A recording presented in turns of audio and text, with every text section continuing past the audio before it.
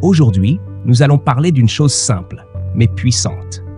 Comment combler de joie le cœur de celles qui partagent votre vie. Et tout commence ici, dans ce silence que vous créez quand vous devriez être présent. Je vous lance un défi. Ce soir, quand elle rentrera, ou demain matin, offrez-lui 5 minutes d'attention totale. Pas de téléphone, pas de télévision. Juste vous, elle et ses mots. Et observez. Observez la lumière qui se rallume dans ses yeux. C'est la première étincelle de joie que vous allez raviver.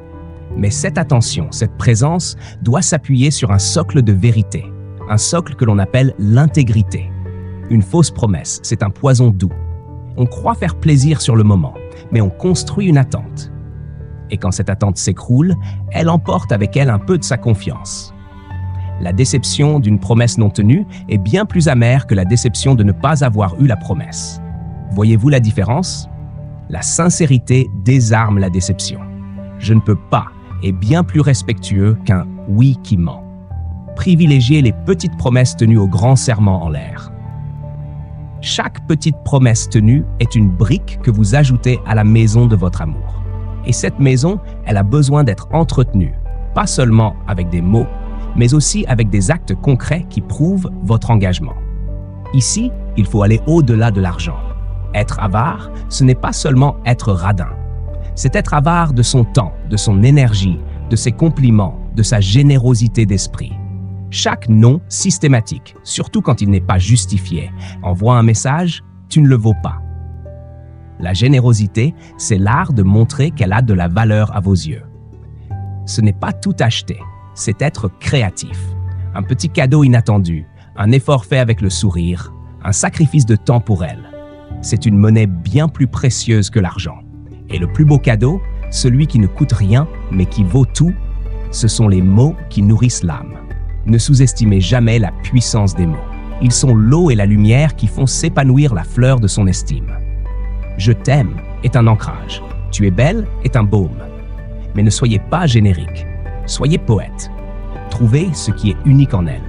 J'aime la petite lueur dans tes yeux quand tu as une idée. Tu as un sourire qui illumine ma journée. Attachez vos compliments à des moments, à des détails. Cela les rend vrais, authentiques, indélébiles. Elle vit dans un monde qui lui dit sans cesse qu'elle n'est pas assez ci, pas assez ça. Soyez vous, le sanctuaire où elle n'a pas besoin d'être parfaite pour être aimée. Soyez l'homme dont le regard lui redonne sa couronne. Ces mots, ce sont les cordes qui accordent son cœur à la joie. Mais l'amour ne se vit pas qu'en paroles. Il se vit aussi dans le jeu, dans la complicité physique et légère. Le jeu, la légèreté, c'est l'oxygène de votre relation. C'est ce qui empêche la routine de tout envahir. Nous avons posé les fondations, l'attention, l'intégrité, la générosité et les mots qui nourrissent.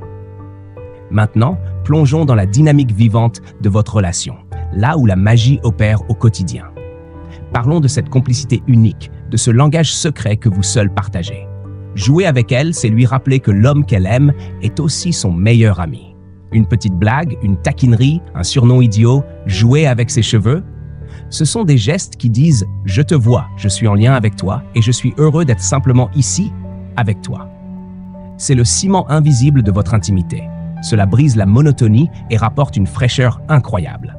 Mais dans cette complicité se pose une question cruciale. Quel homme doit-on être? Trop doux et on passe pour un homme mou, sans consistance. Trop dur et on devient un tyran froid. La clé n'est pas de choisir un extrême, mais de trouver le juste équilibre. Une relation, c'est comme une danse. Parfois, vous la guidez avec fermeté, parfois vous vous laissez guider par sa douceur. La chouchouter, c'est lui offrir un havre de paix. La gronder parfois, avec amour et juste raison, c'est lui montrer que vous avez assez de colonne vertébrale pour tenir le cadre de votre relation, que vous n'êtes pas un paillasson.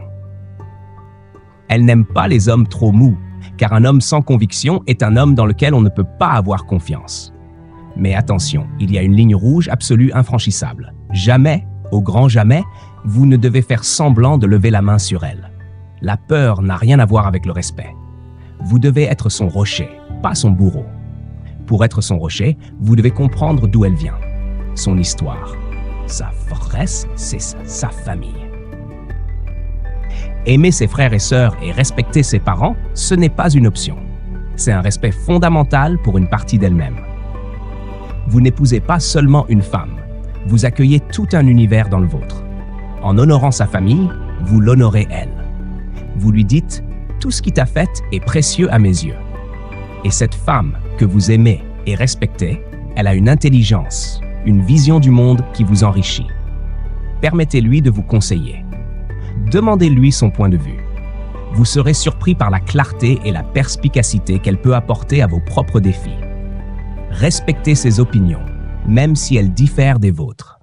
C'est en lui donnant cette liberté de pensée et d'expression que vous gagnerez son respect le plus profond. Vous ne cherchez pas une enfant à diriger, mais une partenaire à qui faire confiance.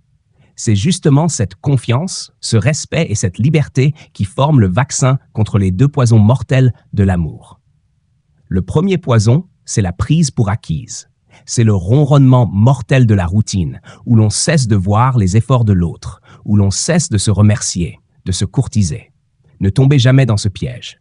Chaque jour est une nouvelle occasion de la reconquérir.